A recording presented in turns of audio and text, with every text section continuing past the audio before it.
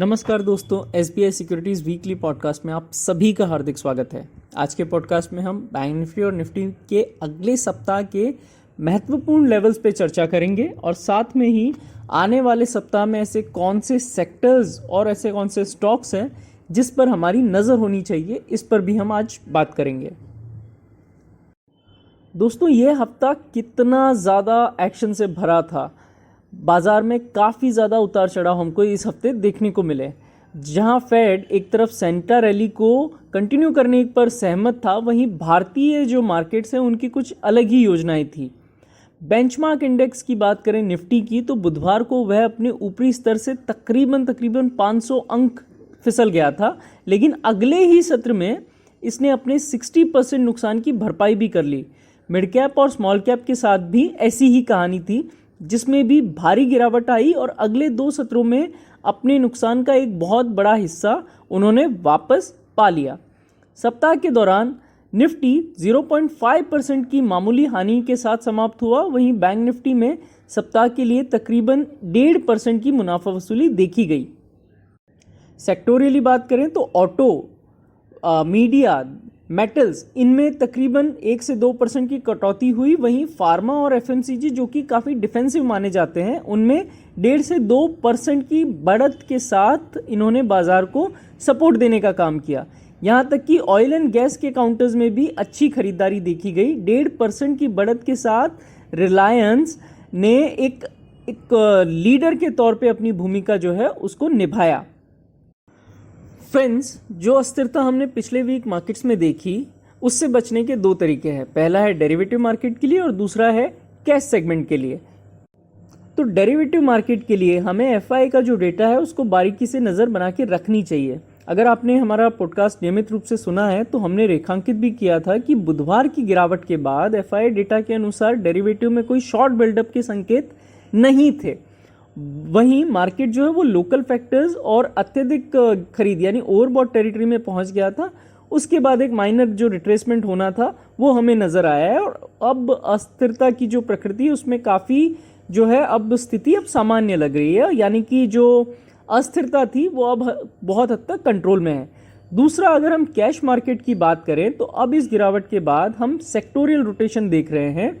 वहीं जो पुराने सेक्टोरियल लीडर्स थे उनमें हमको लगता है कि अब वो रेंज बाउंड चाल चल पाएंगे, ना कि एक वन साइड रैली अब यहाँ से दिखाएंगे, ऐसा एक मानना है। अगर हम देखें स्मॉल कैप काउंटर्स जो कि वन साइड रैली दिए थे, वहाँ पर अब हमको बहुत ज़्यादा कॉशियस होना चाहिए और उनका पीछा करने की बजाय जो संरचनात्मक रूप से अच्छे काउंटर्स है उनमें स्टॉक स्पेसिफिक बने रहना चाहिए। ये ज़्यादा महत्वपूर्ण होगा, जो कि पिछले कई गुना में जो ज़्यादा बढ़ गए हैं वहाँ पर थोड़ा सा जो रिस्क फैक्टर है वो भी अब बढ़ जाता है। दोस्तों, अगर ग्लोबल सेटअप को देखें तो यूएस की जो 10 वर्षीय बॉन्ड यील्ड है वह 3.9 के नीचे कारोबार कर रही है। वहीं डॉलर इंडेक्स भी 102.5 के स्तर से नीचे कमज़ोर हो गया है।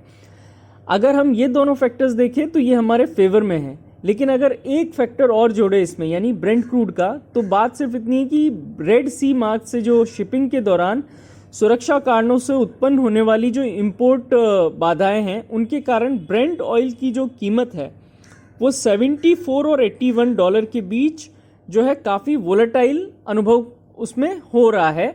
चिंता तभी पैदा होगी जब तेल की कीमतें 83 से $85 प्रति बैरल को भी पार कर जाएं। यहाँ तक कि अगर हम देखें S&P 500 में भी पिछले कुछ सत्रों में मजबूत तेज़ी देखी गई है और हमें लगता है कि S&P 500 4650 का जो अपना सपोर्ट है उसको बनाए रखेगा और जब तक ये सपोर्ट होल्ड रहेगा तब तक ये और ऊपर की ओर 4830 4860 के लेवल्स भी दिखा सकता है। अगर हम प्रमुख सूचकांकों की यानी निफ्टी की बात करें तो हमें पता लगेगा कि कुल मिलाकर निफ्टी ने बुधवार की गिरावट के लगभग 60 से 70% जो लॉस है उसको फिर से पा लिया है और एक बार फिर 21,300 के स्तर को पुनः प्राप्त कर लिया है। रेजिस्टेंस की तलाश करने की बजाय यह महत्वपूर्ण है कि हम सपोर्ट की तलाश करें और समर्थन के करीब इस तरह के फॉल्स में जब मार्केट का ओवरऑल ट्रेजेक्टरी अच्छा है वहां पर खरीदारी के विषय में सोचें। तो 21,050 21,100 यह जोन एक काफ़ी ज़्यादा इंपॉर्टेंट सपोर्ट के रूप में कार्य करेगा और जब तक ये जोन होल्ड रहेगा तब तक 21,580 से 21,650 के जोन तक निफ्टी की जो रैली है वो कंटिन्यू हो सकती है। 21,000 से नीचे 20,850, 20,700 इस जोन तक मुनाफा वसूली भी देखी जा सकती है। ओआई डेटा का एनालिसिस करें तो 21,300 और 21,200 के स्ट्राइक में महत्वपूर्ण पुट राइटिंग देखी गई है, जबकि कॉल के मोर्चे पर 21,400 और 21,500 में काफ़ी ओपन इंटरेस्ट जुड़ते हुए देखा गया है। अगले सप्ताह के लिए अगर हम रेंज की बात करें तो 21,050, 21,100 नीचे की ओर और वहीं ऊपर की ओर 21,580 से 21,600 की रेंज हमको निकल कर आ रही है, यानी ये रेंज हम आने वाले हफ्ते में देख सकते हैं।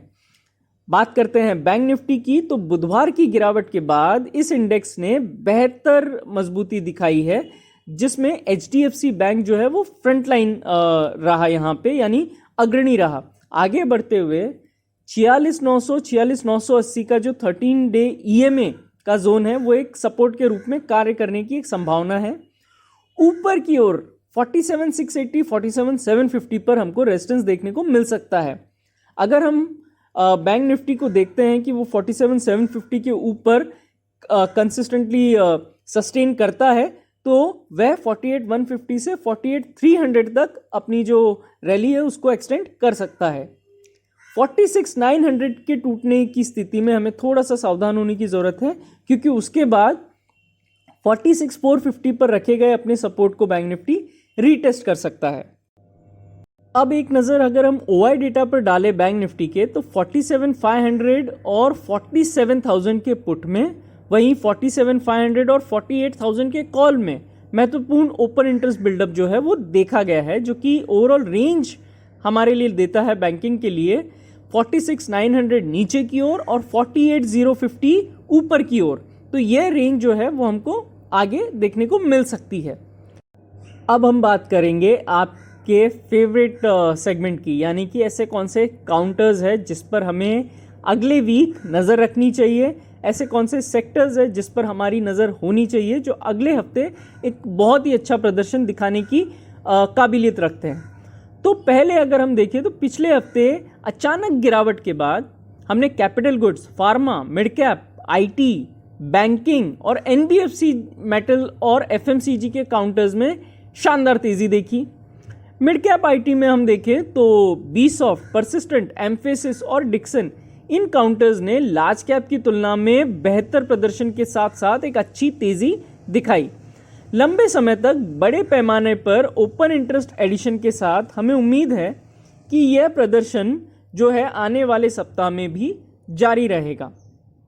CPSE सेक्टर में बात करें तो NTPC, PFC, REC, SAIL, Power Grid, NALCO, इन्होंने बहुत ही अच्छा प्रदर्शन दिखाया। और कैपिटल गुड्स में कमिंस, सीमेंस और L&T ने पिछले कुछ दिनों में ओवरऑल अगर हम देखें तो बहुत ही बढ़िया प्रदर्शन यहाँ पर भी दिखाया और ये काउंटर्स हमारे रडार पर बिल्कुल होने चाहिए। एक बात यहाँ पे है कि कोविड का डर फिर से उभरने के साथ साथ फार्मा काउंटर्स, विशेष रूप से जो डायग्नोस्टिक और हॉस्पिटल से रिलेटेड बिजनेसेस है, उनमें एक अच्छा उछाल हमको देखने को मिला। विशेषतः मेट्रोपोलिस, लाल पैथ लैब, अपोलो हॉस्पिटल, इन्होंने बहुत ही बेहतरीन गेंस इस हफ्ते में दिखाए। रिलायंस ने इस बार साबित किया कि क्यों वो एक मार्केट लीडर है और उसने भी इस बार बहुत बेहतर प्रदर्शन दिखाया। वहीं ऑयल इंडिया IOC के नेतृत्व में ओवरऑल अगर हम देखें तो ऑयल एंड गैस पैक का आने वाले सप्ताह में बेहतर प्रदर्शन जो है वो जारी रहने की उम्मीद है। बैंकिंग काउंटर्स के भीतर अगर हम देखें तो जैसा हमने पहले बात की थी, HDFC बैंक में हमने अच्छी चाल जो है वो देखी, जिसके कारण बैंक निफ्टी में निचले स्तर से जो है वो उछाल आया। साथ ही प्राइवेट जो बैंकिंग है वहाँ से कोटक बैंक और इंडसइंड बैंक ने बढ़िया मूव दिखाए। PSUs में बात करें तो बैंक ऑफ बड़ौदा, PNB जैसे जो PSU बैंक्स हैं उनमें बढ़िया प्रदर्शन हमको देखने को मिला। NBFC और जो AMC स्पेस है वहाँ पर भी हमारी नज़र होनी चाहिए, क्योंकि वहाँ पर अगर हम देखें चोलाफिन, मनप्पुरम, HDFC, AMC जैसे काउंटर्स ने अच्छा खासा मूव वहाँ पर भी दिखाया और वहाँ पे हमें इनको अपने वॉच लिस्ट में नज़र में रखना चाहिए, क्योंकि इस तरह के जो काउंटर्स है इनमें भी आगे रैली कंटिन्यू हो सकती है। तो चलिए स्टॉक्स की हो गई बात, सेक्टर्स की बात हो गई, अब एक नज़र दौड़ाते हैं FIDI डेटा पर कि क्या कर रहे हैं वो लोग। तो सप्ताह के दौरान अगर हम देखें तो FII 6,422 करोड़ रुपए के ओवरऑल नेट सेलर्स रहे, जबकि DI ने 9,094 करोड़ रुपए की खरीदारी की। इंडेक्स फ्यूचर्स के लिए FI को जो लॉन्ग शॉर्ट रेशियो पिछले सप्ताह के दौरान 59% था, अब वह बढ़कर 66% हो गया है, क्योंकि उन्होंने सप्ताह के दौरान 34,449 कॉन्ट्रैक्ट जो है वो जोड़े हैं। स्टॉक वायदा के मोर्चे पर अगर हम देखें तो FI ने 1,08,788 कॉन्ट्रैक्ट जो है उनकी खरीदारी की है। FI द्वारा नकद की बिक्री को छोड़कर डेटा किसी भी नकारात्मक जो भावना है यानी नकारात्मक सेंटिमेंट्स का संकेत नहीं दे रहा, इसलिए हमें आने वाले कुछ दिनों में डेटा पर बहुत ज़्यादा फोकस रहना चाहिए, क्योंकि तभी ये पता लगाया जा सकेगा कि जो बुधवार की गिरावट है वो अस्थायी थी या जो दिख रहा है चीज़ें उससे और भी ज़्यादा गंभीर है। रैप अप करने के लिए अगर हम संक्षेप में कहें तो निफ्टी के लिए जो मुख्य सपोर्ट जोन है वो 21,100 का जोन वहाँ पर देखा जा सकता है, और मौजूदा गति अब 21,560 से 21,650 के जो जोन है वहाँ तक जारी रह सकती है। बैंक निफ्टी के लिए 46,850 46,950 ये जोन काफ़ी इंपॉर्टेंट सपोर्ट के तौर पे एक्ट करेगा, और बैंक निफ्टी इस सपोर्ट के होल्ड रहने तक 48,050 से 48,100 तक अपनी जो मूव है उसको एक्सटेंड कर सकता है। तो दोस्तों आज के वीकली पॉडकास्ट में इतना ही। आप सभी का शुक्रिया इस पॉडकास्ट को नियमित रूप से सुनने के लिए और हमें इतना प्यार देने के लिए। Thank you so much everyone. Investment in securities market are subject to market risks. Read all the related documents carefully before investing.